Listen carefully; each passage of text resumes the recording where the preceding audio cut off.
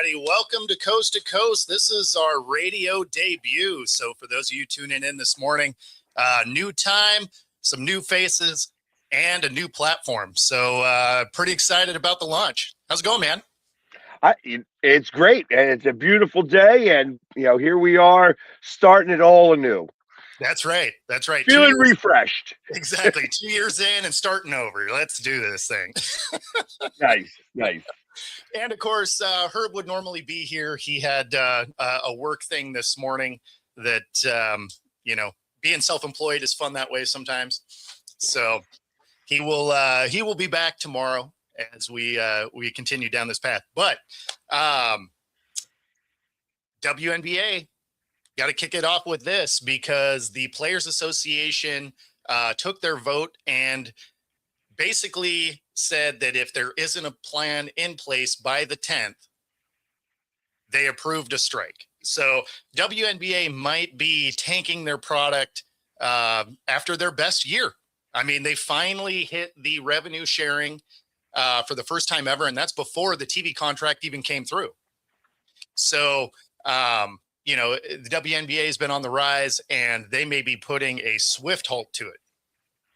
And that's a shame. And they did it without, like, obviously it was her second year in, when I say that, it was, Clark. Who am I talking about? Caitlin Clark. Caitlin Clark, correct. And she didn't play.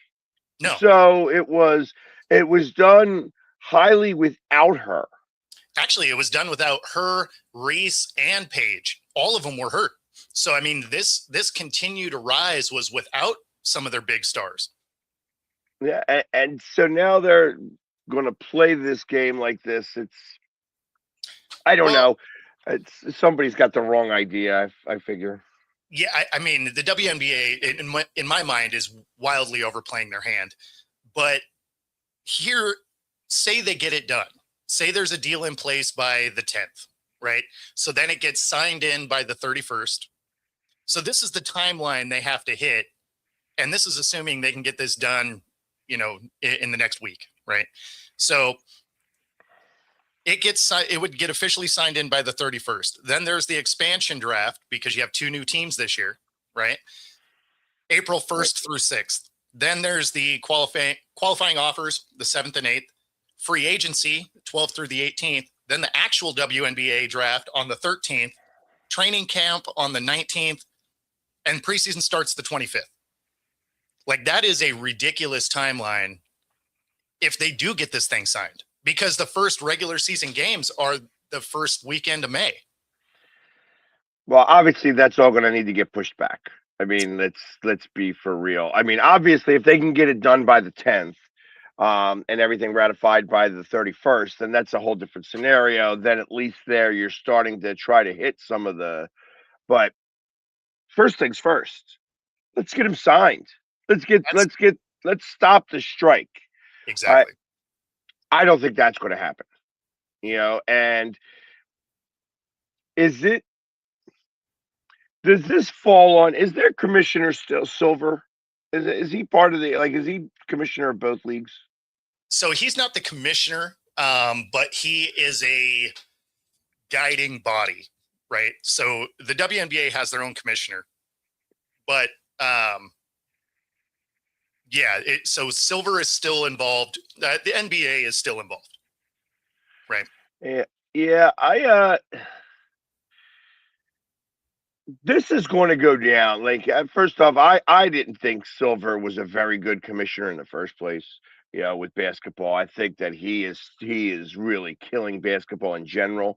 And then in the process to be able to screw up both the women's league too. Like, I feel like that this is all stemming from him trying to be like Roger Goodell.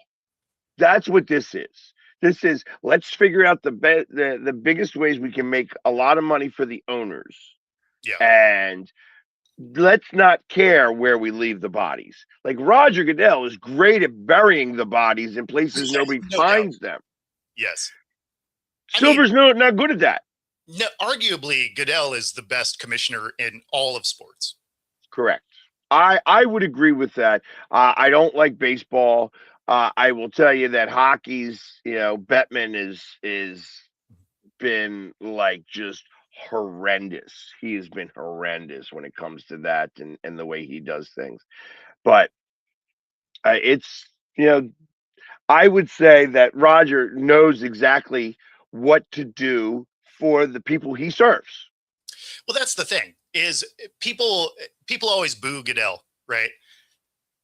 But the commissioner isn't there for the fans. The commissioner is there for the owner and the league, Right. right? And if you can say anything about the NFL, Goodell knows how to move the league forward and make them an insane amount of money. Correct. That's what he's paid to do. Right. And like I said, there's lots of bodies that are buried all over the place, and you can't find a one of them. Like Mhm.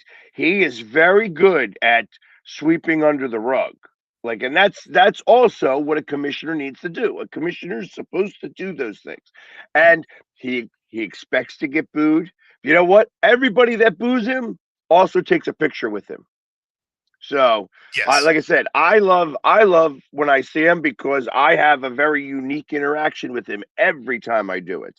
I always got I think outside the box and I try to make him laugh a little bit, and I know he remembers me because I always make him laugh. I always got something weird to say to him that is relevant.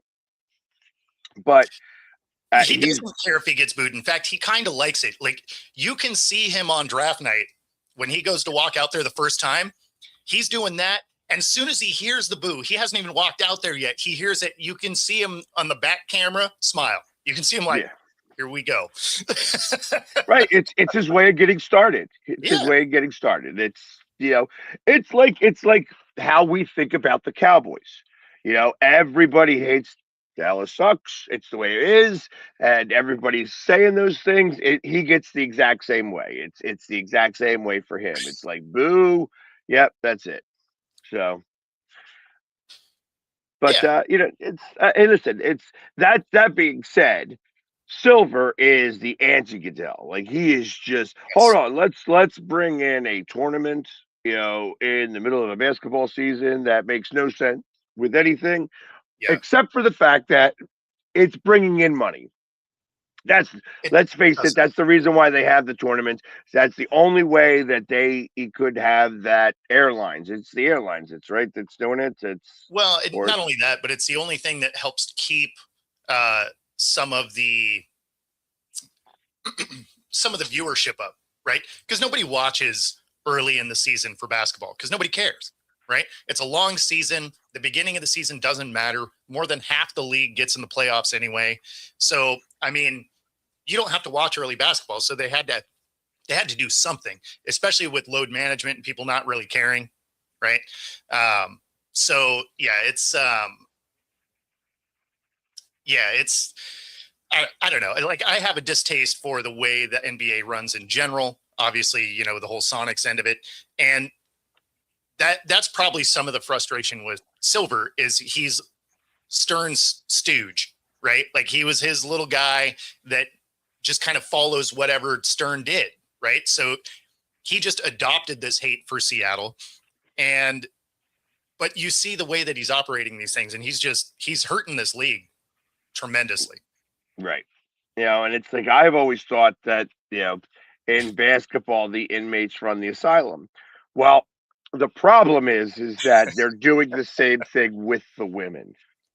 No, they And absolutely are. In fact, to that point, is they're adding they're doing a commissioner's cup type of thing also. well, it's if they can even get off on the court. Well, of course.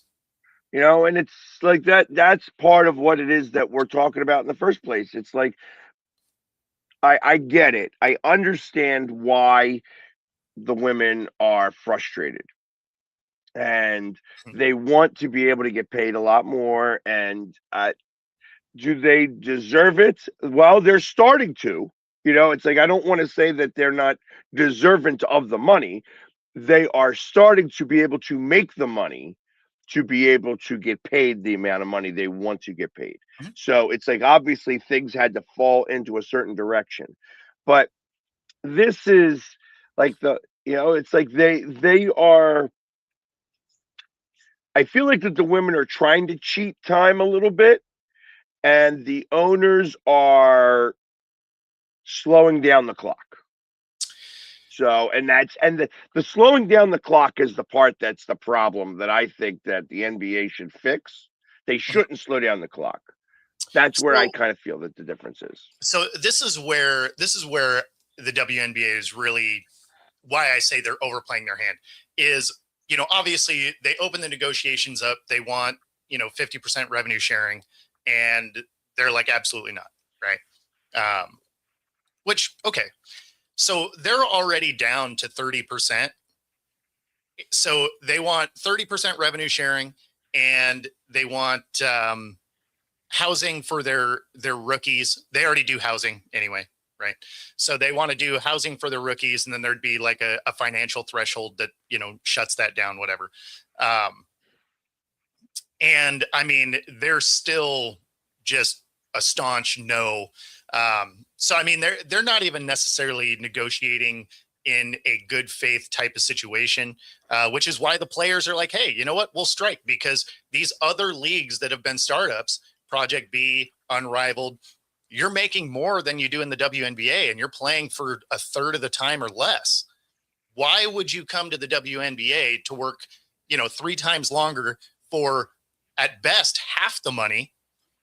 And on the WNBA side, they're trying to shut it down so you can't play in other leagues. So you're saying we have to play longer for less and can't go and play overseas and in these other leagues? Like, of course, this is going to be a strike.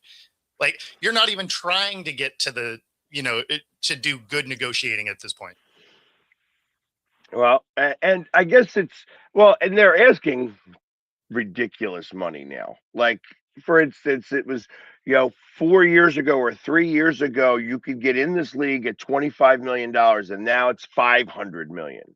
Yeah. Like, hold on, Golden State were able to get the Valkyries in there at $25 million 3 years ago. Philadelphia signed as a team for 500 million, and now the first thing you did is go on strike. If I was Philadelphia, the first thing I'd ask is for my money back.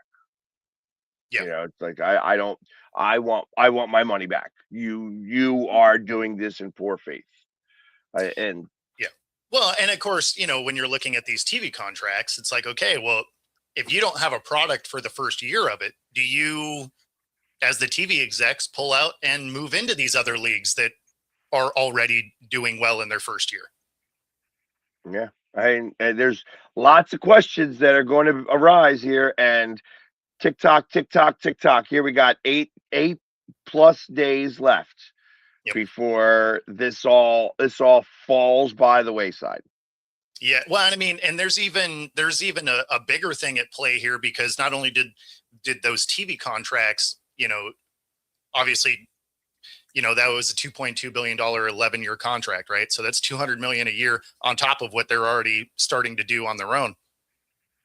But ESPN a week ago announced that they are doing away with Sunday Night Baseball and doing Women's Sports Sunday, and so they're eliminating the whole Sunday Night Baseball element and doing just women's sports, which is primarily going to be women's soccer and basketball, which only works if there's basketball on. Right. And I find that funny. Yeah. I mean, because they're not really doing away with Sunday Night Baseball. They're continuing. It's just going to be MLB.com baseball, which now ESPN owns. Well, So I think it's actually moving over to NBC. I think NBC is just basically going to own Sundays, right? Because they have Sunday Night Football, and so I think they were just owning it, whereas it used to be an ESPN product. So now I think that's really the transition there. But even still, it's a major platform instead of them being on obscure networks that, let's be honest, some of the games were hard to find. and how soon do you feel that we are away from ESPNW?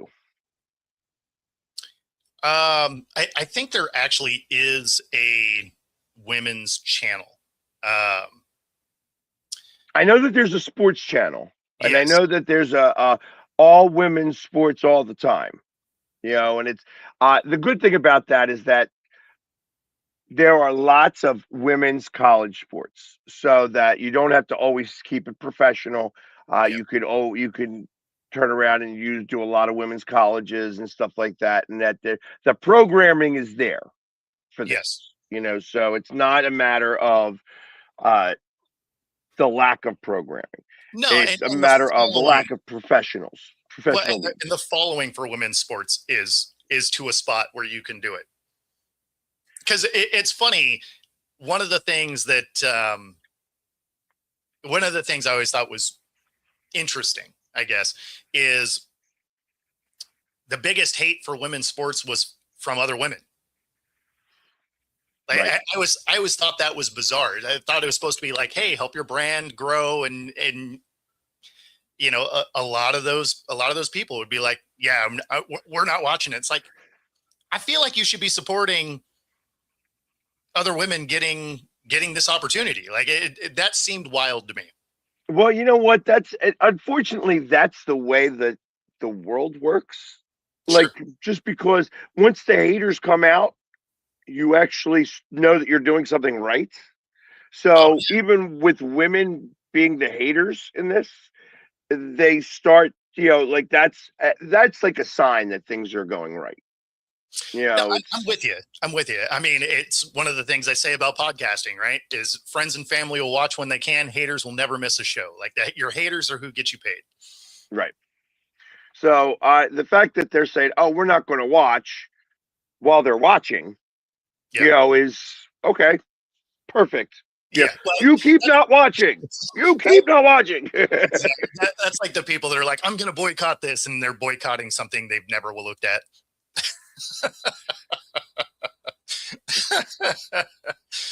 uh, Yeah, he looks beautiful today, right? yeah, so I'm assuming that's either Herb trolling himself or that's his brother Raj. uh, that is awesome. So some of it has already done that. So some of the teams do have their own streaming. The problem is it alienates people when it's on not on major networks, because unless you want to stream that one thing, a lot of people have about 4 or 5 streaming things, and then beyond that they're like, I'm just not signing up for another streaming service. That's why you're seeing these streaming services starting to bundle together. They're basically going to be streaming cable. Like let's be honest, it's going to create a new cable thing. So Yeah, and truth of the matter is that uh you get, I mean, the NFL has got their own, yeah. except for your local market. Interestingly enough, you can't watch your own local market. You can watch every other game. And MLB's got it, NHL's got it, NBA's got it. They're all MLS's. MLS, you can't even watch a game unless you have Apple TV. Yeah. And Well, and so even here in Seattle, if it's your local game, you have to watch it on Root Sports. Like you don't get to do it on like Fox and stuff anymore. so it's they're all that. I think that what you're going to see more and more, like Yankee TV, like the Yes Network, Hmm. they just folded. But Yep. you're going to start to see other markets be able to do that. And it becomes a matter of money. Hey, how much money is it really worth to get? Is Kansas City Royals Hmm. going to be able to afford to have a network to show just their sports? Well, it does if you have Patrick Mahomes be a part of it, and Sure. they also show Chiefs, like behind the scenes stuff where it becomes a Chiefs and Royals network, because then that actually can play some. Yep. Um, there's only I think a handful of cities. I want to say like 8 cities that have all 4 professional teams. Yep. Everybody else has got only 3 or sometimes 2. Yep. to be able to do that. And that's the problem. That's why you have disparity. It's why the Yankees were able to afford so much more Mhm. and everybody else wasn't. NBC, which is Comcast, really, that's really what NBC is anymore, Yep. is based out of Philadelphia. That's why Philadelphia was able to kind of do some of the things that they were able to do. That's why the Phillies were always on Sportsnet, and so was hockey. Like they bought all of the rights to show those games that, like, well, they couldn't afford football unless it was on a national level, and basketball. I mean, you're able to kind of do it with the others. Yeah, hey, if we got a home game, we're just going to show it locally. Mhm. So I mean, it's all about the money. It is all about the money. And just to go back to where we were with the women, let's hope they can get it done. Let's hope they can get something figured out, because if they go on strike and this season doesn't happen, it's really going to be a big black eye, or probably two black eyes. Yeah. It may create uh the failure. Somebody else is going to have to come in and start a whole new league. Yeah. Well, and that's the thing, right? Is you already have these two other startups that you know they could potentially springboard off of that, because you already know the cities will support it. So Right. it's again. I think the WNBA is going the wrong route here. I think the sides should be close enough to figure this thing out, to not absolutely torpedo what it is they're doing. Because I mean, if they miss a season, all the momentum over the last 4 years gone. Correct. And Correct. yeah, you are going to see Netflix diving fully into it. They kind of already are, right? Like you're already seeing, um, you're seeing what college football on there. Um, you're seeing some NFL fighting. MMA stuff is on there. Obviously, Paramount is the big one for MMA now because they bought UFC. But but yeah, I mean, you're going to see these streaming services as they continue to get more popular. I saw you had Peacock on here, and you know, just them having two football games a year on Peacock has increased their streaming service. So I mean, it's working. It's annoying, but it's working. Yes. Right. And So Game Pass is fantastic outside of the US. I had it when I lived in Mexico. Awesome. Um, you actually can't have Game Pass in the US.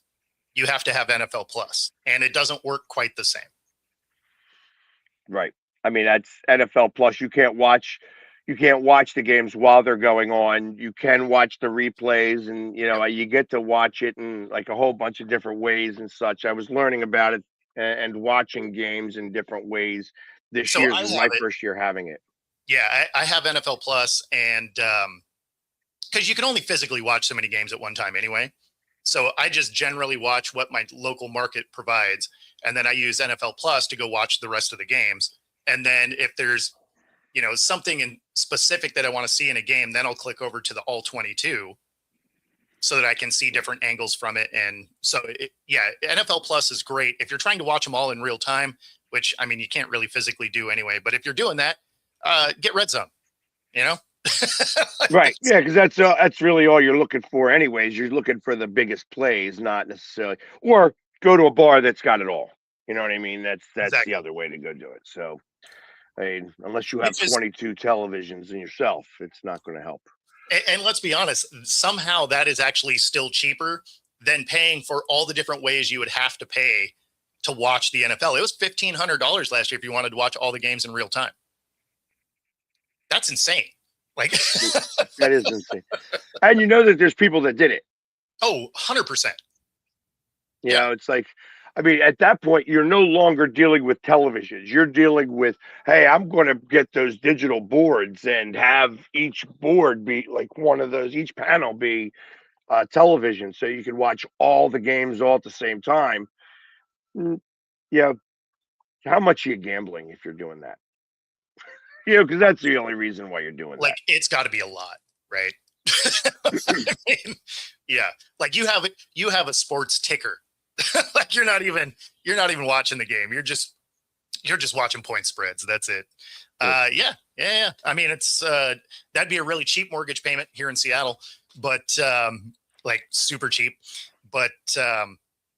but yeah, And that's thank God it's only 1 month. right. But I mean, that would be about a half of a mortgage payment for most people's apartments here. But yeah, no, I mean, $1,500 to see football for the year is wild. Like that doesn't make a lot of sense to me. But Well, and seeing that and it doesn't work for me ever because I'm at the games. yeah, So when you go to, like, this year, I went to 16 games. yeah, It's like, okay, well, guess what? You know what I'm doing when I'm at a game? I'm not watching other games. what? Can't be on my phone watching 4 different games while I'm like, yeah, this is what's going on, and I'm trying to watch what's on the field too. Yep. And so, Jamie, I was just going to bring that up. I was going to segue, but you kind of beat me to it. Yeah. So that was where we were headed next. So really unprecedented. So Jordan, team owner, right? And he fields 4 cars now. And Tyler Reddick, first 3 races, wins all 3 races. First, that's an unprecedented thing in itself. But then you figure, the first two tracks, normal tracks. The third track is a road course, right? And a lot of times, the guys that turn left well don't necessarily turn right particularly great. And there he goes, wins 3 in a row. Pretty impressive. Less known piece of this is another one of his cars, Bubba Wallace, is sitting second in the points right behind him. So Jordan's team has the top 2 spots in the standings. And I'm not sure the guy's name. It's like SVB or whatever his name is, or SVG. The guy who actually has won the last 5 road courses. Wasn't able to keep up. I mean, he was right on him the entire, the last, I want to say 15 laps, but could not pass him. And it's very interesting because I wonder, obviously there's a lot of restrictions on these vehicles. Yeah. And for the same driver to win the first 3 races, obviously that's like an amazing situation there. Yeah. But it makes me wonder, are they having some of the situations occur with these cars as they are in like the F1? So no. If you look at Daytona specifically, right? He wasn't even in the top 10 with 20 to go. And so then you fast forward a few laps, he works his way into the top 6, and then wrecks started to happen. And the wrecks are what helped move him into the lead of that race. So the only lap he led in Daytona was the last one. Now it's the important one. But so it's not like they've had an unfair advantage. They've just managed to be lucky enough to miss some of the wrecks, to not get tied up in some of the accidents that have happened. So it's not like he's running away from the field or anything like that. Yeah, exactly. Pit stops, wrecks. He's been lucky. Like when it comes to auto racing, when you're door to door, luck is an element.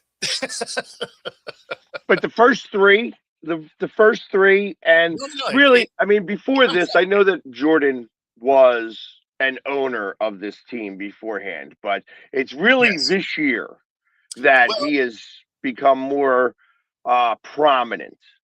It's also because he won his lawsuit against NASCAR for their charter program. Basically, NASCAR was kind of trying to limit owners' ability to do stuff.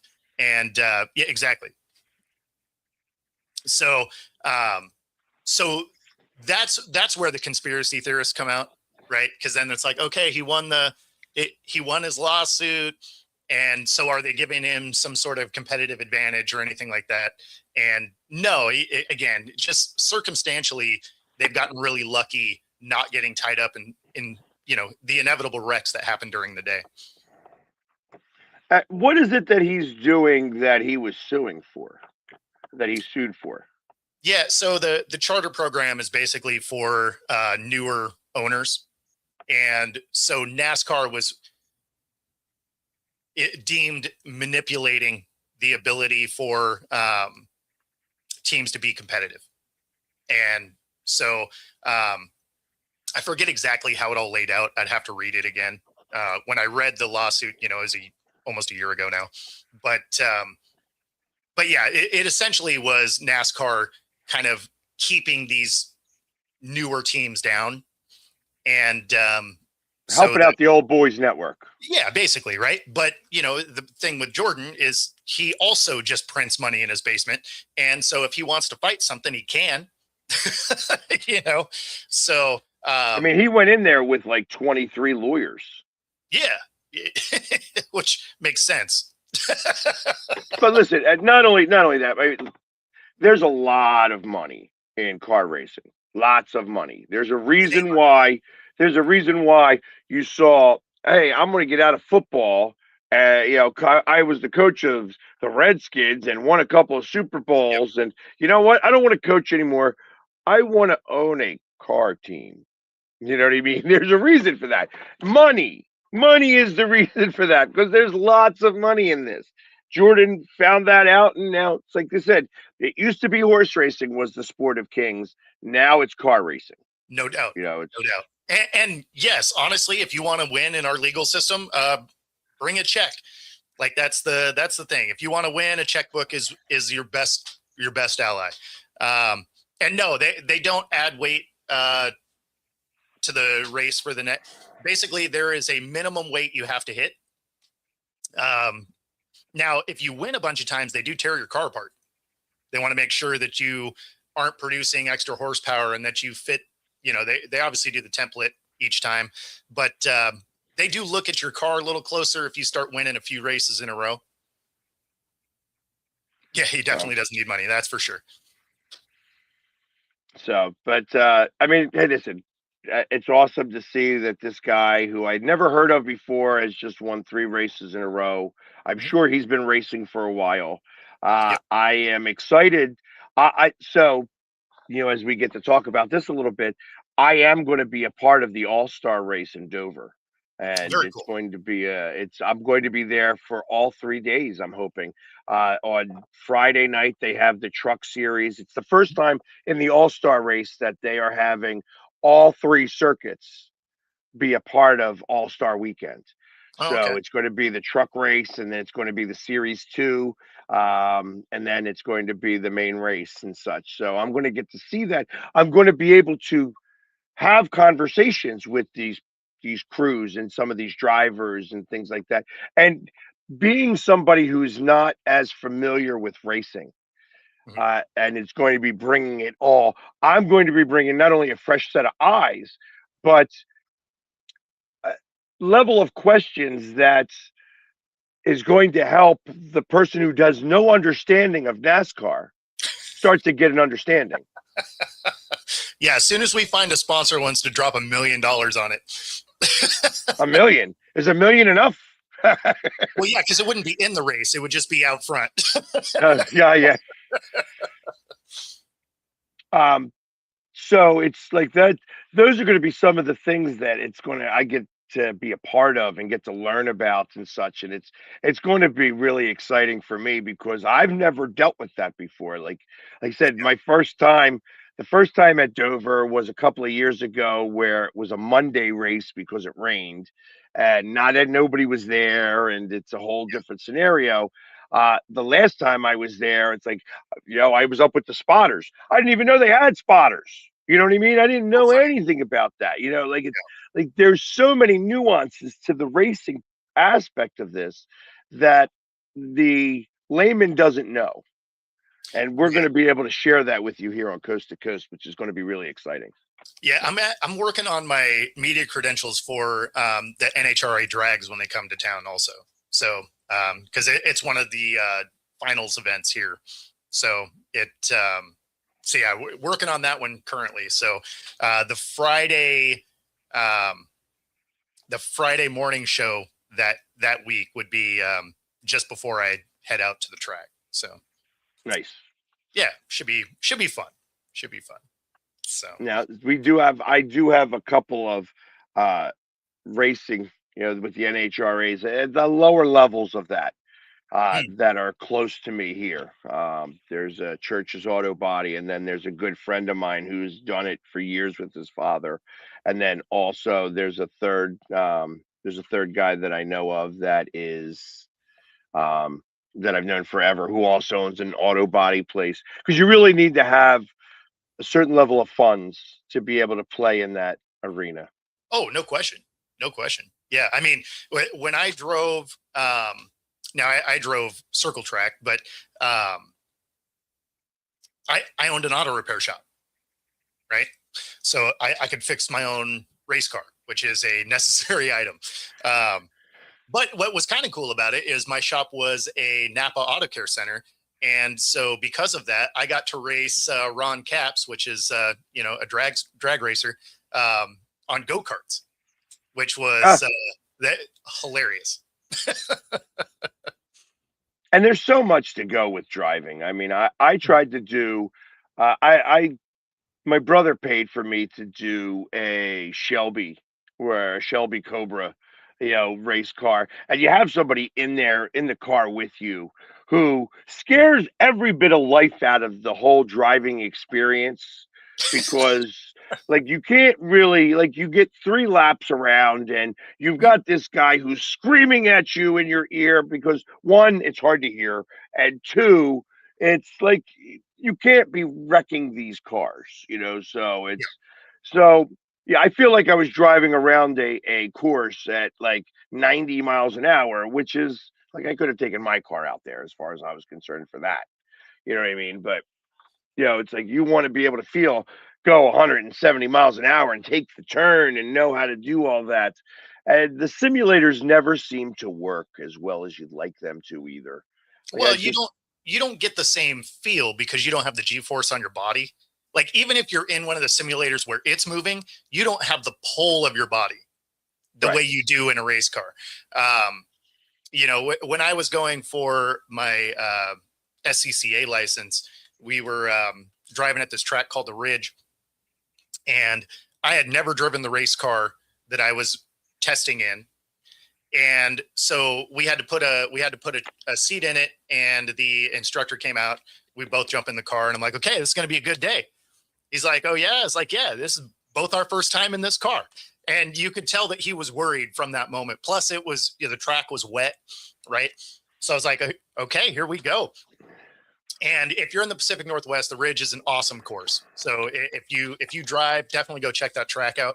But so anyway, we're headed through, and we go through the first test session, and everything was fine. We go for the second one, and I'm picking a little bit different lines, and I just catch a rumble strip on the inside tires, upsets the car, slides it sideways, and I drift this thing into the next corner, and he doesn't even say anything. I just see this thumbs up come up from the passenger seat, and we finish that test session. And he's like, "Okay, so."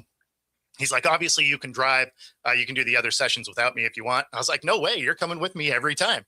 And he's like, why? It's like, because you know this track. I want to know the fastest way out of in and out of every single. I don't want to figure it out. Just tell me how to enter and exit each one of these, because if we come back to this course, I don't want to be learning it. I'm trying to race and win. Like, give me your knowledge.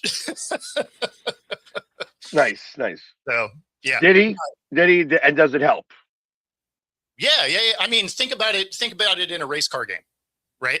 If you are apexing a corner at the wrong time, you're in the wall. Now, in a simulation, it doesn't matter that much. In a real car, you're packing it up and going home. Right. Yeah, it's the end of that. You know, it's funny. They have a simulator. I went to the Union game last night, and they have a simulator for Subaru. And I'm trying to do it, and like I can't even figure out like how to like it shows the arrows. Hey, you got to step on the brake here, and then you got to get off the brake, and you got to step on the gas and do all that stuff. And I'm like, I don't even get it. I'm trying to follow the arrows and trying to make the turns the way they are, and stepping on the brakes and doing whatever, and it's still I'm screwing it all up. Like I don't even make a full lap around it. It says, yeah, you're done. You're not a driver here. You know, So it's funny because there will be spots on the track that it'll be counterintuitive, the line that you actually need to run. So because we're talking about the ridge, if you're looking at corner 8 is this really long sweeping and then it gets tight at the end, and you would think you'd want to be way outside the whole time, but you actually want to be in the middle of it and then drift a little bit before you hit, because it's this little tiny wiggle and you got to almost hit the inside rumble strip to set up for the next one.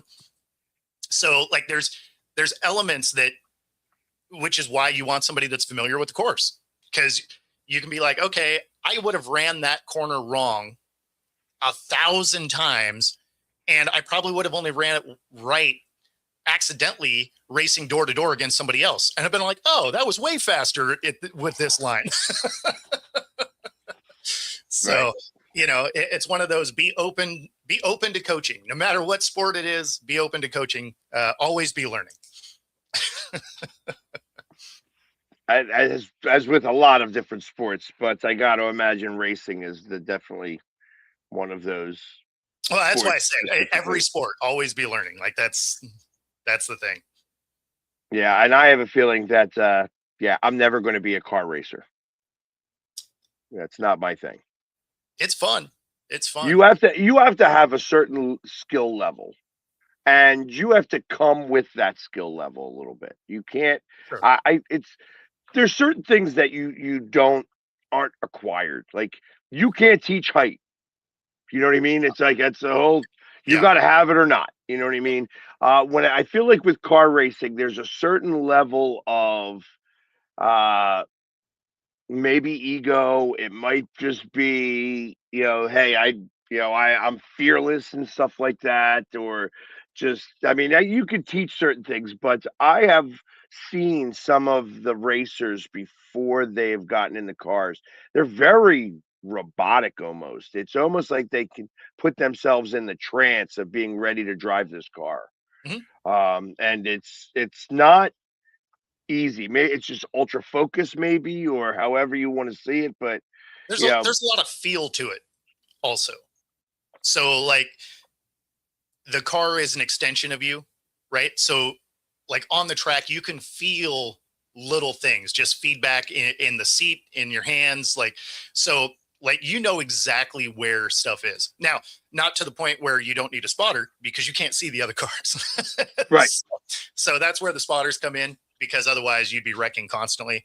But yeah, there's an amazing amount of feel that comes to driving. Yeah, and I learned that the hard way because like I'm sitting here and I was doing a quick little video up with the spotters, Uh-huh. and I was blocking a portion of turn number 1 at Dover. Oh, they And the were like, get guys out of the the way. the guy's like, "Whoa, whoa, whoa!" Like he's got it, like, and I understood, like I'm like, I was not trying to be in the way at all in the first place. I'm just trying to Yeah. do a quick little video, and he understood that it wasn't a big deal. They let us be up there for a few more minutes, and then it says, "Okay, it's time to go." You know what I mean? We can't have you interfering or anything like that. And it wasn't just me at that point; it was now starting to be everybody else Yeah. who may not be paying attention because you can't hear. Sure. It's loud, even up there. Yeah. And every team has got a spotter, and Mhm. it's it's really unique. All the different nuances that happen with racing in general. Oh yeah. Um, and like Well, you said, I had and it's funny because they have multiple spotters. yes. So Oh, I mean, I can imagine. That wasn't just there because you have to be able to see from the other side too. Yeah, You know, yeah. Like a lot of tracks have 3 to 4 spotters. You know, uh, because you got to be able to have a clean line of sight. These guys are moving at a high rate of speed, and it doesn't take a lot to put a car in the wall. right. And Dover is probably one of the spots where they may. I mean, I guess they could have two sets of spotters, but you would only need two. Other courses that are longer, you need more just because there's more turns. I know, like for instance, if you're up at Pocono, that's more of a triangle than an Yep. oval. Yep. So, and it's a mile and a half course or 2 mile course where you need, you don't see every spot. So you're going to need spotters for each turn, really, in essence. Yeah, And no, then and road courses is probably even worse. for sure. And then of course you have a track like Bristol that's only a half a mile, and so you probably get away with one there. Right. But you almost need to have that in the middle. I mean, the banking's high enough. You can see. Okay. Yeah, That's if, because if you're it's up in the tower, you can see the whole track. all right. Because I got to imagine there's got to be a certain spot that if you're up at the tower at one spot, like even as high as the bank is, you would have a hard time seeing as they're like almost right in front of you. They probably still have two, but you could probably get away with one. Got you. Yeah. So, hey, interesting stuff. Like I says, it's going to be exciting once the All Star race comes to Dover. Absolutely. No, no, no. I'm looking forward to the drags coming to town as well. Um, I'm gonna try and do the NASCAR opening here at Pacific Raceways, or I mean at Evergreen, just because it's really close. But it's lower level stuff. It's not the Cup Series. Got you. So should we switch it up, and take the last few minutes and talk about football? Should I we? was I was thinking about it, but realistically, we should probably save that for when Herb is back tomorrow, so we can dive a little bit further into it. Just because I mean, you had 4 days of the combine, so there's plenty to talk about there.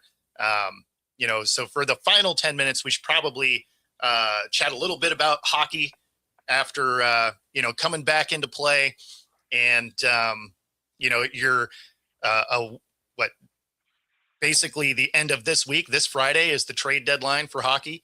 And, there's some teams that are not necessarily coming out of this 3-week break, lighten it up.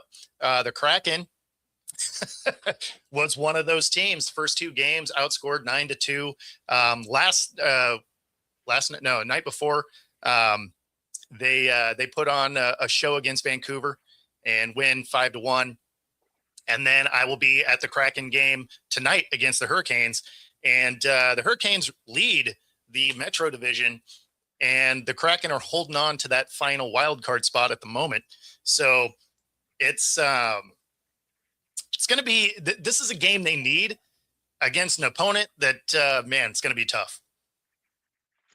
Well, and I understand because I have gone to the 3 Flyers games so far this since the break, and first game was against Washington. Washington at the moment is I would say a little bit better. The Flyers were trying to get their legs underneath them.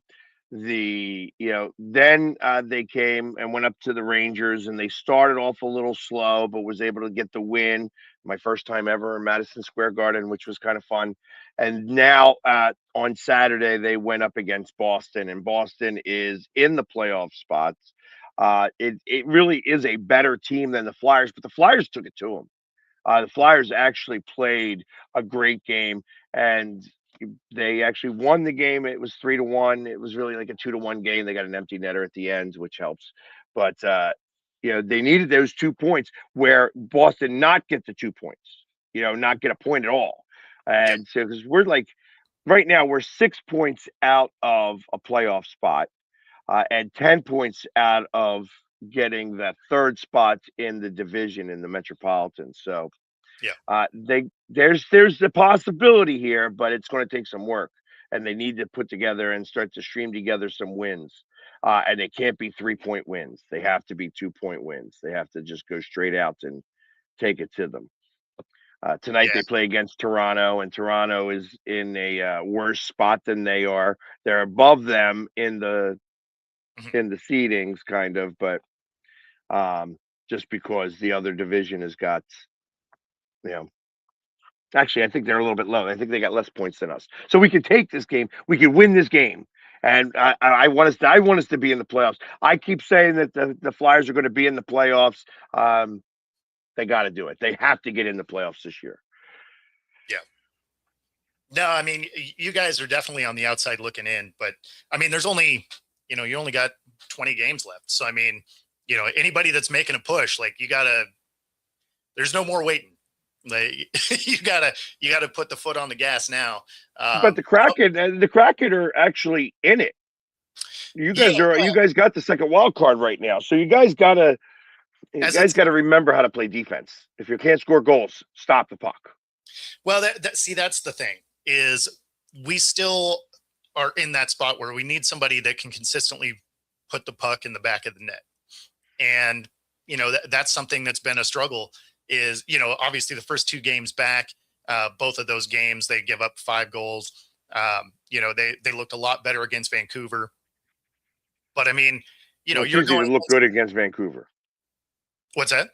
It's easy to look good against Vancouver. Well, no, and see, that's the thing is, you have the Hurricanes tonight. That's not no slouch of a team. And so, we'll kind of see what that looks like. But yeah, I mean, they struggled with the first night of a back to back. So they played 3 games in 4 days. And again, they have the Hurricanes here in Seattle tonight, and I mean, this one's going to be tough. The Hurricanes are a good team. Yes. Right now they're leading in. I think they're leading in the whole conference right now. They are. They have the most points over there. And listen, Roddy Brindamore is one of my favorite players of all time. Is coach of that team. He could play on that team right now. He's probably the most jacked guy on that entire franchise. Um, so I get it. Like it says, he just expects excellence and he gets it from his team. That being said, it's you know it, they're not unbeatable. They are Yeah, of course. absolutely able to get beaten, especially that they're out in the West Coast. It's a little bit of a different time for them. You know what I mean? It's Yeah, it'll be late. It'll be late for them right. because I mean, So it's a 7 o'clock start our time. So, you know, that, that's a midnight start for them. Or I mean, 10 not o'clock. It's a midnight, 10 10 o'clock o'clock. Yeah. start for them. So it'll be That being said, it's so there is the possibility. They do have goal scorers. They know how to put the puck in the net, and you got to be able to block shots. That's what you got to do. You got to be a little fearless when you're playing against them, and have your legs, get extra padding on your legs because that puck is going to be hitting them a lot. You want to be able to have, when you get the all the stats, you want to see about 17 plus blocked shots because you don't want those shots to get on net. Because it's out of those 17 shots, 3 of them could be goals.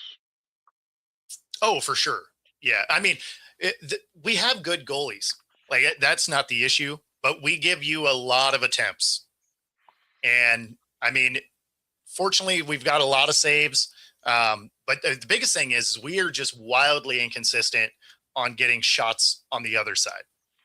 Like they are generally dominated when it comes to shots on goal. And the games that they're not, it's crazy. They win. It's weird. Well, and my question becomes and you've watched them a little bit more. Is it they're looking for that one extra pass? Yes. It's such a frustrating situation. The Flyers do that a lot. They want the extra pass that they need the pretty goal rather than peppering the goalie.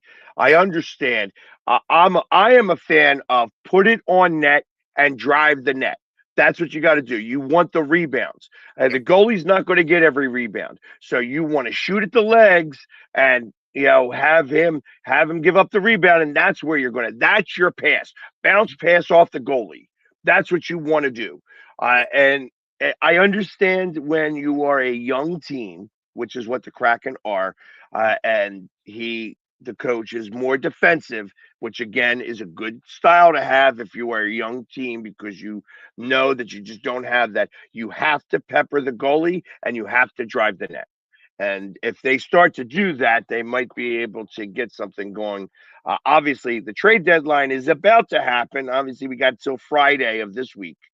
Mhm. And do you think they're going to be buyers? Do you think they're going to stay pat? So the Kraken probably don't make a move.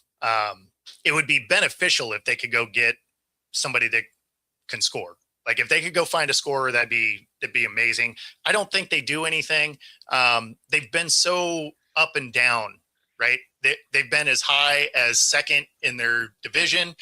They've been as low as second to last in the division, and that's all over the last 2 months. So I mean, they've really struggled in that aspect. So I don't know that they're necessarily buyers because I don't think they believe they're one player away, right? At the same time, they're just good enough. They're not selling either. So I think they're kind of hanging out where they are. What about the Flyers? It seems like if you're going to make a push, it almost seems like you need to be a buyer. Yeah, and I don't know that they feel that the team is ready enough. I I I went into this season and the Flyers started off the season really well. And losing Farabee, Travis Farabee was one of the that was a guy who could put the puck in the net, and you could tell he was starting to get stronger, and now he's out for the rest of the season. So the other problem is that goaltending. We've got a goaltender who's good, and then a goaltender who's who happens to have some good games. Uh, I'd love to be able to pick up a goal scorer, but there ain't that many of them out there. Yeah, And right now, you are picking up guys who have 1 year, like the remaining part of their contract and veteran presence. Somebody who might be able to help out a second line or a third line because goal scorers, if they're putting the puck in the net, they're not being traded because everybody wants those. true. So, I mean, guys that are out there right now, like Giroux. I've heard about Giroux possibly coming back to the Flyers, and I'm like, I don't know that I want Giroux.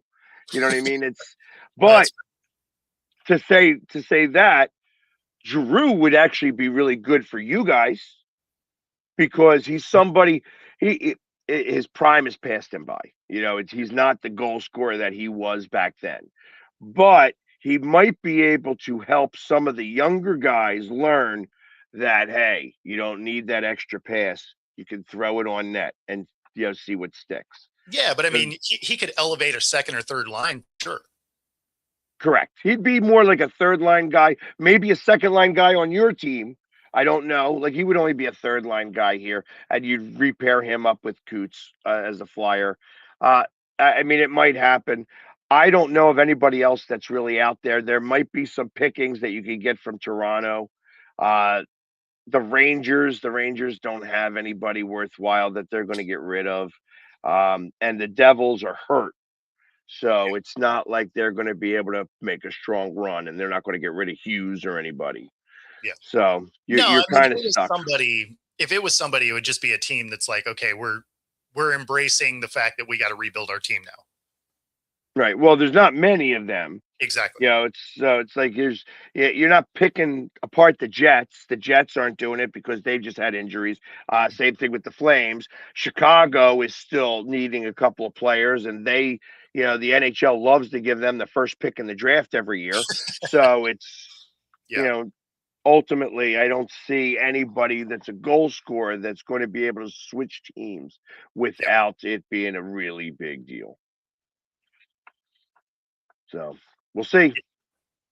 Absolutely.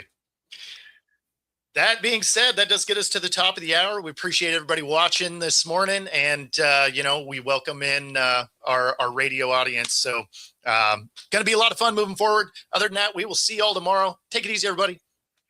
Peace.